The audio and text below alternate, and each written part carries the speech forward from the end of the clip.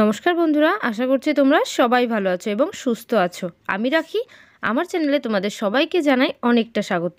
তো বন্ধুরা, আমাদের সংসারে এমন কিছু ঝামেলার কাজ থাকে যেটা আমরা যদি একটু বুদ্ধি খাটিয়ে করতে পারি তাহলে অনেকটা নিজেদের জন্য সময় বাঁচাতে পারি।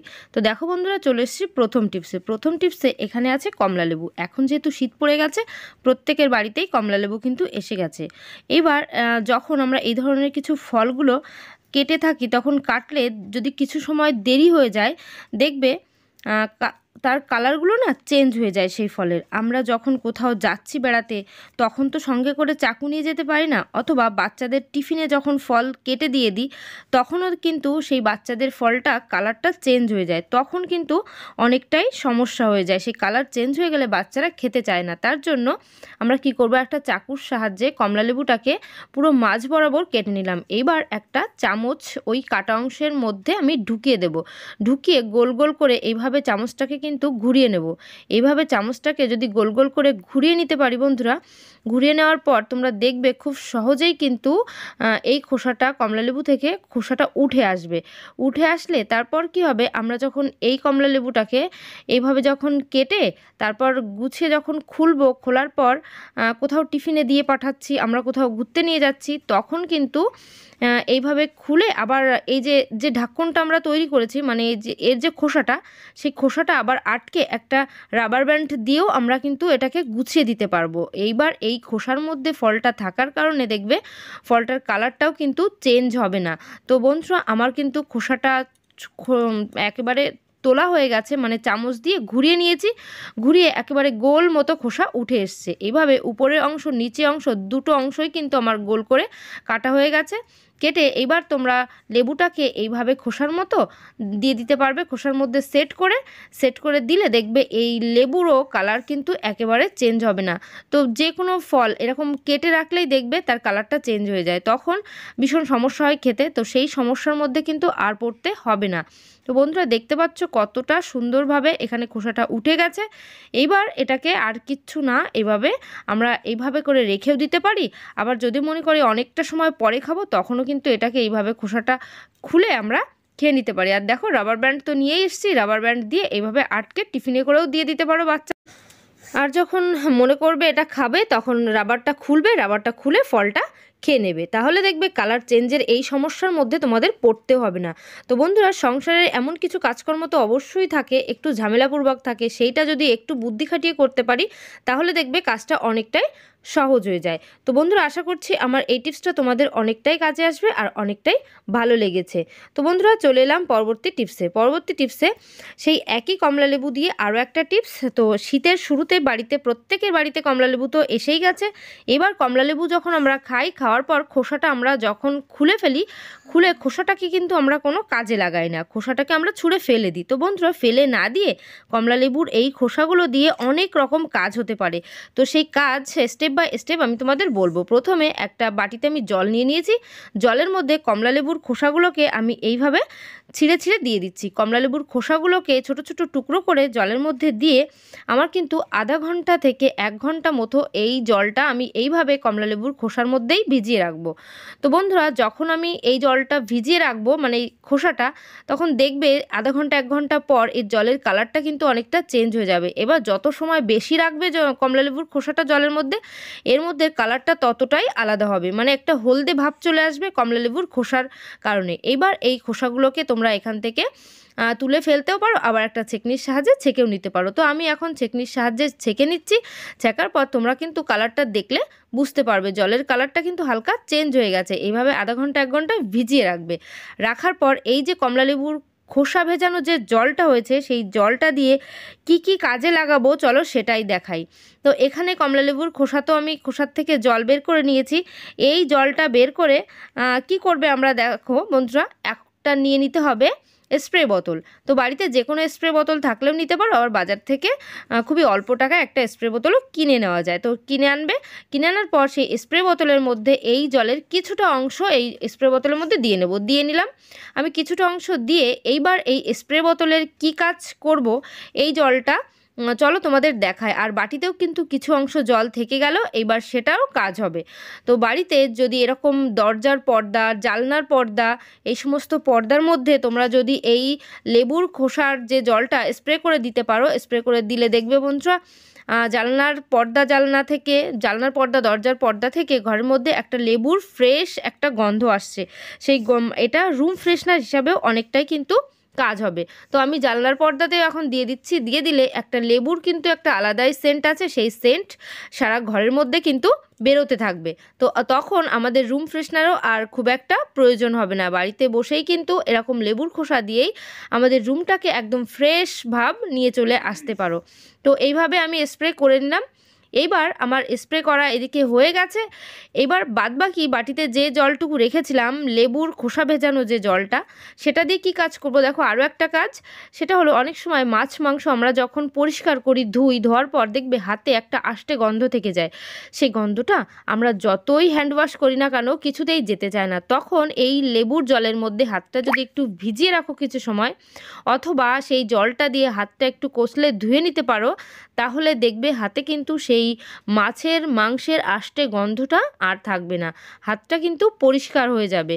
তো আমরা যতই মাছ মাংস পরিষ্কার করি আর যতই সাবান হ্যান্ড ওয়াশ করি, একদম কিন্তু গন্ধ যায় না। তো এই লেবুর যে খোসা ভেজানো জলটা থেকে সেই গন্ধটা চলে যাবে। আরও একটা টিপস, আমরা যখন ঘর মোছার যে জলটা থাকে, সেই জলের মধ্যে যদি এই যে লেবুর খোসার এই জলটা আমরা দিয়ে দিতে পারি, দিয়ে দিলে বন্ধুরা দেখবে এই জলটাও কিন্তু অনেকটা লেবুর খোসার যে সেন্ট, মানে লেবুর সেন্ট জলের মধ্যে মিশে গেল।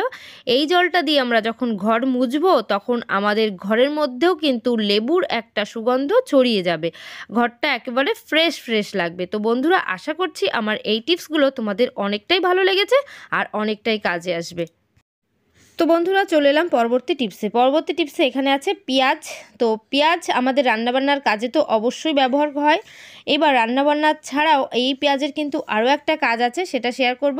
প্রথমে যেটা বলি, আমরা যখন পেঁয়াজ কাটি, পেঁয়াজ কাটার সময় পেঁয়াজের এই যে মাথার অংশটা আর এই যে পেছনের অংশটা, এই দুটো অংশ আমরা কেটে বাদ দিয়ে ফেলে দিই।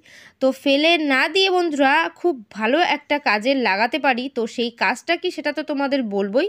তার আগে আমি পেঁয়াজ থেকে এই যে খোসাটা ছাড়িয়ে নিচ্ছি। খোসাটা ছাড়িয়ে এই যে পেঁয়াজের যে খোসাগুলো আমি পেয়ে গেলাম, এইবার এই খোসার সঙ্গে আরও একটা পেঁয়াজ আমি এখন কেটে নেব। পেঁয়াজ কেটে আরও একটা পেঁয়াজের এই যে মাথার অংশ আর পেছনের অংশ কিন্তু আমি বের করে নেব। মানে যে অংশগুলো বাদ দিয়ে ফেলে দিই, সেই সব অংশগুলোই কিন্তু আমার আজকের কাজে লাগবে। কারণ এখান থেকে যে একটা মেন পেঁয়াজ আমি নিয়ে নেব তেমন না, পেঁয়াজের থেকে বাদ দেওয়া অংশগুলোকে নিয়েই আমার আজকের কাজ। তো আজকের এই ভিডিওটা কিন্তু ভীষণ গুরুত্বপূর্ণ হতে চলেছে। তো বন্ধুরা, তোমরা কিন্তু স্কিপ না করে ভিডিওটা সম্পূর্ণটাই দেখবে। তো দেখো, আমার এখানে খোসাগুলো কিন্তু ছাড়ানো হয়ে গেছে। এইবার এই যে পেঁয়াজের মাথার অংশ, পেছনের অংশ, পেঁয়াজের যে খোসা, এই সম্পূর্ণ জিনিসটাকে নিয়ে আমি একটা বাটির মধ্যে দিয়ে দেব। তো একটা বাটির মধ্যে আমি আগে থেকে জল নিয়ে নিয়েছি। এবার এই যে জলের মধ্যে আমি খোসাগুলোকে কিন্তু দিয়ে দিচ্ছি। এবার দিয়ে দিলাম খোসাগুলোকে দিয়ে আমি গ্যাসের উপর বসিয়ে দেব। এটাকে গ্যাস আগুন ধরিয়ে আমি ফুটতে দেব। ফুটতে দিলে বন্ধুরা কিছুক্ষণ ফোটার পর দেখতেই পাচ্ছ কালারটা কিন্তু অনেকটাই চেঞ্জ হয়ে গেছে, মানে পেঁয়াজের একটা লালচে কালার জলের মধ্যে কিন্তু এসে গেছে। এই পর্যায়ে আমার ফোটানো হয়ে গেছে। ফুটিয়ে আমি গ্যাসটাকে কিন্তু অফ করে দেব। গ্যাসটাকে অফ করে কিছুক্ষণ এটাকে এইভাবেই ছেড়ে দেব ঠান্ডা হওয়ার জন্য।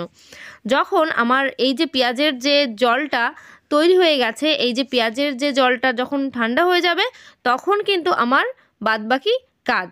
তো বন্ধুরা, আমার এখানে জলটা কিন্তু ঠান্ডা হয়ে গেছে। ঠান্ডা হয়ে গেলে এবার অন্য একটা বাটির মধ্যে আমি জলটা ছেঁকে নিচ্ছি।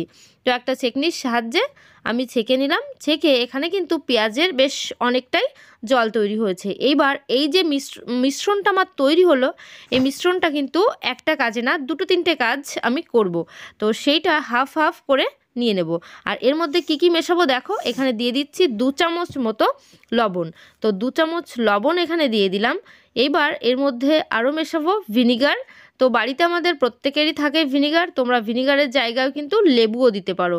তো লেবুর রস দিলেও সেই একই কাজ। তো লবণ আর ভিনিগার একসঙ্গে দিয়েছি, এবার এর মধ্যে দিয়ে দিচ্ছি খাবার সোডা।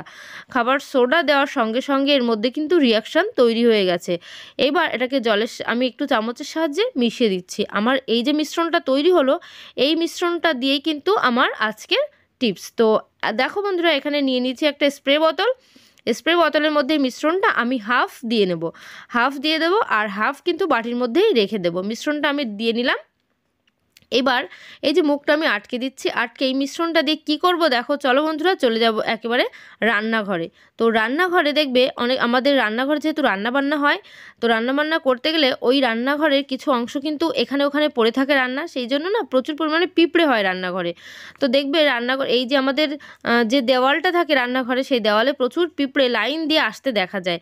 পিঁপড়ে, টিক, এই সমস্ত কিছু কিন্তু রান্নাঘরের মধ্যে দিয়ে একটু বেশি ঘোরাঘুরি করে, আরশোলা। তো এই জন্য এই দেওয়ালে আমি সব জায়গায় যেখানে মশলাপাতির কোটোকুটি থাকে সেই সমস্ত জায়গায়, এমনকি জালনায়, সব জায়গাগুলোতেই আমি কিন্তু এই যে মিশ্রণটা তৈরি করেছি আমি স্প্রে করে দিচ্ছি। এমনকি কিচেন সিঙ্কেও দিচ্ছি। তাহলে কি হবে, যে কোনো পোকামাকড় এই কিচেন সিঙ্কের মধ্যে ওই নল থেকে যে উঠে আসে বিভিন্ন ধরনের জীবাণু, ছোট আরশোলার বাচ্চা, সেগুলো আর উঠে আসবে না। এই যে পেঁয়াজের একটা যে মিশ্রণ তৈরি হয়েছে, গন্ধ হয়েছে, সেই গন্ধের ফলে পিঁপড়ে, আরশোলা, টিকটিকি সমস্ত কিছুই রান্নাঘর থেকে কিন্তু দূরে থাকবে।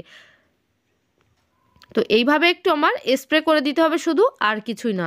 এবার তোমরা যদি মনে করো এই যে দেওয়ালটাকে একটু কোনো শুকনো কাপড় দিয়ে মুছে দেবে, সে মুছেও দিতে পারো। আমি এখানে কিন্তু কিচেন যে স্ল্যাবটা আছে, কিচেন স্ল্যাবে, গ্যাসের পেছনে, গ্যাস ওভেনের পেছনে, সব জায়গায় যেখানে একটু পিঁপড়ে থাকতে পারে সে সমস্ত জায়গাও কিন্তু দিয়ে দিলাম। আর বাকি যে মিশ্রণটা আছে সেই মিশ্রণটা নিয়ে আমি চলে এসেছি একেবারে আমাদের টয়লেটে। তো বন্ধুরা, টয়লেট আমরা কিন্তু সবসময় ইউজ করছি। এইবার ইউজ করতে করতে না সবসময় কিন্তু আমরা এটা পরিষ্কার করতে পারি না, যেহেতু বাচ্চা বড় সবাই ব্যবহার করে। আমরা যতই এটাকে পরিষ্কার পরিচ্ছন্ন করি না কেন, সেই ভেতর থেকে কিন্তু জীবাণুমুক্ত হয় না, জীবাণুগুলো নাশ হয় না। তার জন্য কিন্তু প্রায় দিন দেখবে বাচ্চারা বড়রা একটু অসুস্থই হয়ে পড়ে। এইবার সেই জন্য আমরা এই যে সলিউশনটা বানিয়েছি, সেই সলিউশনটা রাতের বেলা যখন আমরা শুতে যাওয়ার আগে আমরা কিন্তু টয়লেটের মধ্যে এই মিশ্রণটা দিয়ে নেব।